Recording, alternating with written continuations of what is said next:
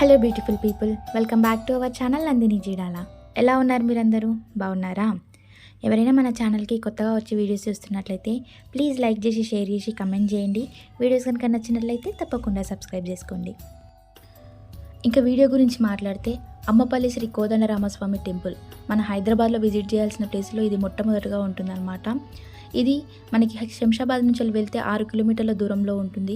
కూకట్పల్లి నుంచి వెళ్తే 40 కిలోమీటర్స్ దూరంలో ఉంటుంది. వయా గచ్చిబౌలి వెళ్ళాలి. మార్నింగ్ టైంలో వెళ్తే చాలా అంటే చాలా బాగుంటుంది అనమాట. ఒక 1.5 అవర్ 2 అవర్స్లో రీచ్ అయిపోవచ్చు. అండ్ రాళ్ళగూడ అనే విలేజ్ దాటిన తర్వాత అమ్మపల్లి అనే విలేజ్ వస్తే అక్కడే దేవాలయం ఉంటుంది అనమాట. అమ్మపల్లి అని ఎందుకంటారంటే ఆ దేవాలయంలో సీతాదేవి కొలువై ఉంటుంది. సీతాదేవిని మనం అందరం అమ్మగా భావిస్తాం కాబట్టి ఆ టెంపుల్ ఆ ఏరియానంతా అమ్మపల్లి అని పిలుస్తారంట.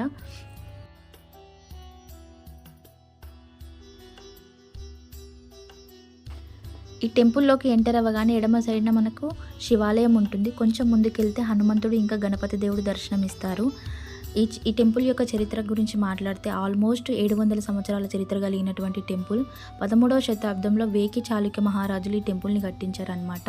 ఎక్కడ చూసినా కానీ కళ్యాణ మండపాలు, నగారా నిలయాలు, శిలాతోరణాలు, ఆర్కిటెక్చర్ అంటే చాలా అద్భుతంగా ఉంటుంది. ఇంకొక ప్రత్యేకత ఏంటి అంటే మనం ఏ రామాలయంకి వెళ్ళినా కానీ మనకు రాముడు, సీతాదేవి, హనుమంతుడు, లక్ష్మణుడు ఇలా దర్శనం ఇస్తారు కదా గర్భగుడిలో. ఇక్కడ హనుమంతుడు తోడు లేని నిలయం అన్నమాట. ఎందుకు అంటే రాముడు వనవాసానికి వెళ్ళినప్పుడు కొన్ని చోట్ల ఆగి సేద తీర్చుకోవడానికి కొన్ని ప్లేస్లలో ఆగాడంట. అలాగే ఈ ప్లేస్లో కూడా రాముడు సేద తీర్చుకోవడానికి ఆగినప్పుడు ఈ ఆలయం అనేది ఇక్కడ ఏర్పడిందంట.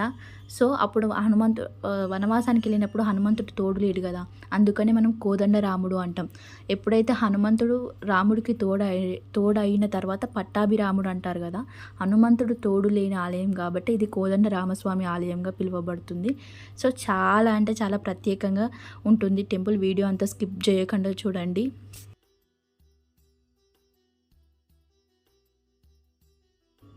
ఈ టెంపుల్లో ఇంకొక ప్రత్యేకత ఏంటి అంటే ఈ గాలి గోపురము చాలా అంటే చాలా అద్భుతంగా ఉంటుంది. 90 అడుగుల ఎత్తులో ఉంటుందన్నమాట. 500 సంవత్సరాల క్రితం దీన్ని నిర్మించినారంట. దీన్ని చూసిన తర్వాతనే చార్మినార్ ఎలా కట్టాలి అని చెప్పి దీని నుంచి వెళ్ళి కొన్ని రూపు నమూనాలు తీసుకొని అక్కడ చార్మినార్ కట్టిందంట. చాలా అంటే చాలా అద్భుతం కదా అసలు.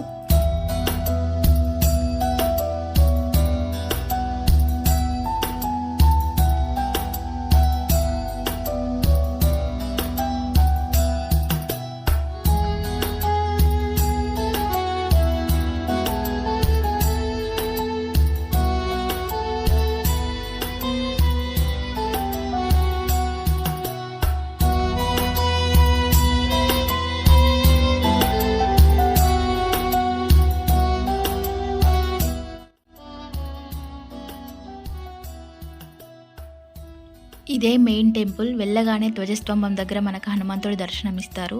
ఇక ప్రతి శ్రీరామనవమికి ఇక్కడ ఘనంగా సీతారాముల కళ్యాణం జరుగుతుందంట. ఇక లోపల గర్భగుడిలో శ్రీ సీతారాముల వారు మనకి ఏకశిలా ప్రతిరూపంలో కనిపిస్తారు. దాని చుట్టూ రాయితో చెక్కినటువంటి మకర తోరణం ఉంటుంది. దానిపైన విష్ణుమూర్తి యొక్క దశావతారాలు ఉంటాయి. చాలా అంటే చాలా బాగుంటుంది అనమాట. నేను లోపలికి ఫోన్ అలో లేదు కాబట్టి లోపల ఎక్కువ తీయలేకపోయినా. ఇంకోటి ఏంది అంటే హనుమంతుడు తోడు లేకుండా ఉంటారు లోపల గర్భగుడిలో కాబట్టి మనం ఏదైనా మనస్ఫూర్తిగా ఎలాంటి కల్మషం లేకుండా మన కోరికలు కోరుకొని మనము రాముల వారికి వినిపించుకుంటే ఆ కోరికలన్నీ హనుమంతునికి చెప్పి హనుమంతుడి ద్వారా ఆ కోరికలు తీరుస్తారని ఈ గుడి యొక్క నమ్మకం అన్నమాట.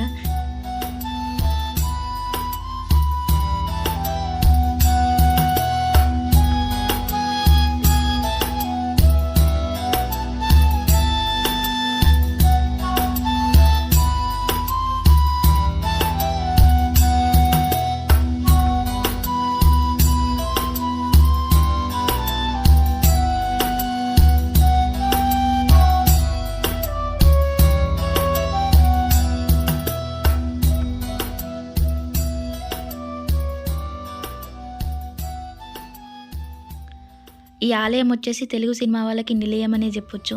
ఎందుకంటే ఇక్కడ చాలా అంటే చాలా సినిమాలు తీశారు. ఏంటి అంటే ఇక్కడ సినిమా తీసి ఒక షార్ట్ అయినా ఇక్కడ తీస్తే ఆ సినిమా 100 డేస్ పక్కా ఆడుతుంది అని చెప్పి ఒక నమ్మకం అంట. అందుకే ఇక్కడ చాలా అంటే చాలా సినిమాలు తీశారు. మీరు అబ్జర్వ్ చేసే ఉంటారు, చాలా సినిమాల్లో ఈ టెంపుల్ అనేది మనకు కనిపిస్తూ ఉంటుంది.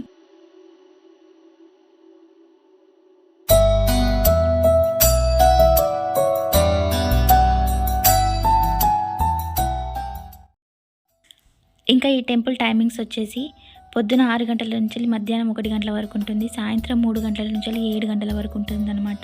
మీరు ఎవరైనా వెళ్ళాలనుకుంటే ఈ టైం గ్యాప్లోనే వెళ్ళండి. మిగతా టైంలో వెళ్తే టెంపుల్ క్లోజ్ ఉంటుంది. మీకు దర్శనం చేసుకోవడానికి ఇబ్బంది అయిపోవచ్చు.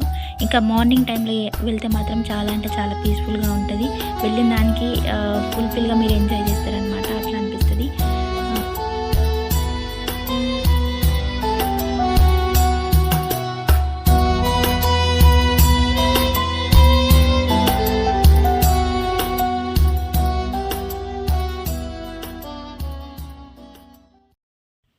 ఈ టెంపుల్‌లో ఇంకొక ప్రత్యేకత ఏంటి అంటే గర్భగుడికి ఎదురుంగా ఇలా తాబేలు రూపం ఉంటుంది కూర్మ రూపంలో.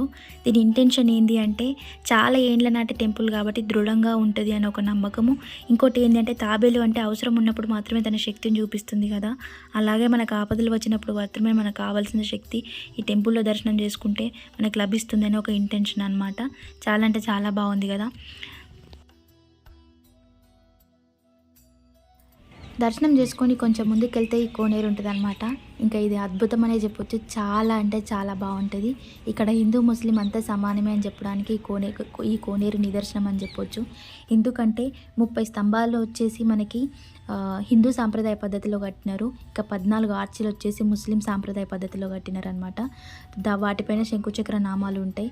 ఇక్కడికి వెళ్ళి కాసేపు కూర్చుంటే మైండ్ అంతా రిలాక్స్ అయిపోయిన ఫీలింగ్ వస్తుంది. చూడండి ఎంత బాగుందో.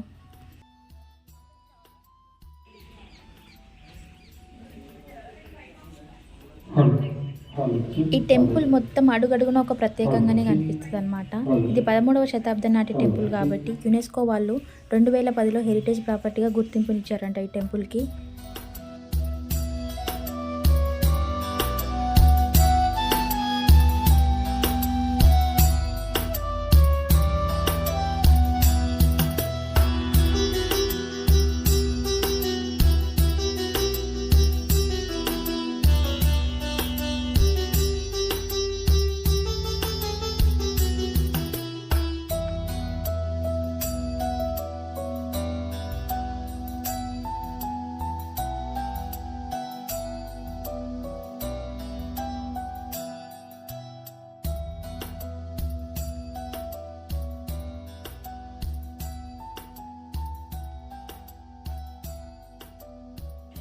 ఇక్కడ ప్రీ వెడ్డింగ్ షూట్లకి స్పెషల్ అనే చెప్పొచ్చు. మేము వెళ్ళిన రోజు కూడా చాలా వెడ్డింగ్ షూట్స్ అవుతున్నాయి అన్నమాట. ఇంకోటి ఏంటంటే ఇక్కడ కళ్యాణ మండపం కూడా ఉంటుంది. పెళ్ళిళ్ళు చేసుకోవడానికి కళ్యాణ మండపం, ఇక్కడ టెంపుల్ ముందు కళ్యాణ మండపం కూడా ఉంటుంది అనమాట. ఇంకా మేము వెళ్ళిన రోజు కూడా ఒక మ్యారేజ్ ఉండే. ఇది వచ్చేసి 3 సైడ్ల గోడ ఉండి ఒక సైడ్ ఓపెన్ ఉంది. అప్పట్లో రాముల వారి యొక్క రథం పెట్టడానికి ఈ ప్లేస్ని ఉపయోగించే వాళ్ళంట. ఇప్పుడు గాలిగోపురం ఉంది కదా, గాలిగోపురం ఆపోజిటే దీన్ని ఈ ప్లేస్ని కళ్యాణ మండపం ప్లేస్ అంటారు. ముందు దీన్ని నగారా అంటారు అనమాట. అప్పటి కాలంలో పెళ్ళిళ్ళు జరిగేటప్పుడు ఈ నగారాలో వాయిద్యం వాయించే వాళ్ళు కూర్చొని మండపంలో పెళ్ళిళ్ళు జరిగేవంట. మండపంలో ఉన్న అయ్యగారు నగారాలో ఉన్న వాళ్ళకి వాయిద్యకారులకి సైన్ చేస్తే చెప్తే వాళ్ళు విని తబలా వాయించే వాళ్ళంట. చాలా అంటే చాలా బాగుంది కదా ఆర్కిటెక్చర్. అదంతా అసలు అద్భుతం అనే చెప్పొచ్చు. హిందూ ముస్లిం సాంప్రదాయాలు కలిసి కనిపిస్తున్న టెంపుల్గా కనబడుతుంది మనకి ఈ టెంపుల్. గాలిగోపురం పక్కన ఉన్న ప్రహారీ గోడ అంతా వచ్చేసి మనకి గోల్కొండలో అయితే ఎలా ఉంటుందో సేమ్ అలాగే ఉంటుంది. మీరు అబ్జర్వ్ చేయండి ఎప్పుడైనా వెళ్తే.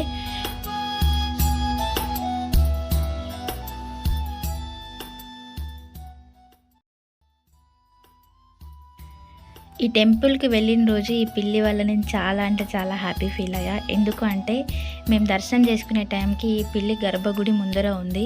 మేము దర్శనం చేసుకొని ప్రసాదం తీసుకొని ఒక ప్లేస్కి వచ్చి కూర్చోగానే ఈ పిల్లి తనంతలో తానే వచ్చి ఇట్లా నా ఒళ్ళో కూర్చుంది. అసలు వెళ్ళమన్నా కూడా వెళ్ళట్లేదు.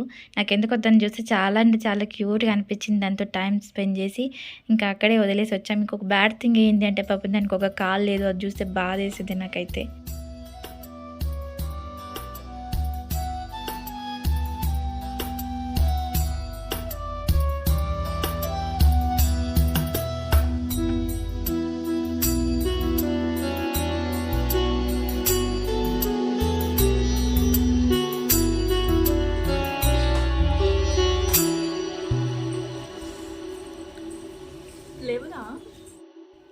ఎలా ఉందండి వీడియో? మీ అందరికీ నచ్చిందా? ఒకవేళ నచ్చినట్లయితే ప్లీజ్ లైక్ చేసి, షేర్ చేసి, కమెంట్ చేయండి. తప్పకుండా సబ్స్క్రైబ్ చేసుకోవడం మాత్రం మర్చిపోకండి. ఎవరైతే నా ఛానల్కి సపోర్ట్ చేస్తున్నారో వాళ్ళందరికీ పేరు పేరున చాలా అంటే చాలా పెద్ద థ్యాంక్స్ టు ఆల్.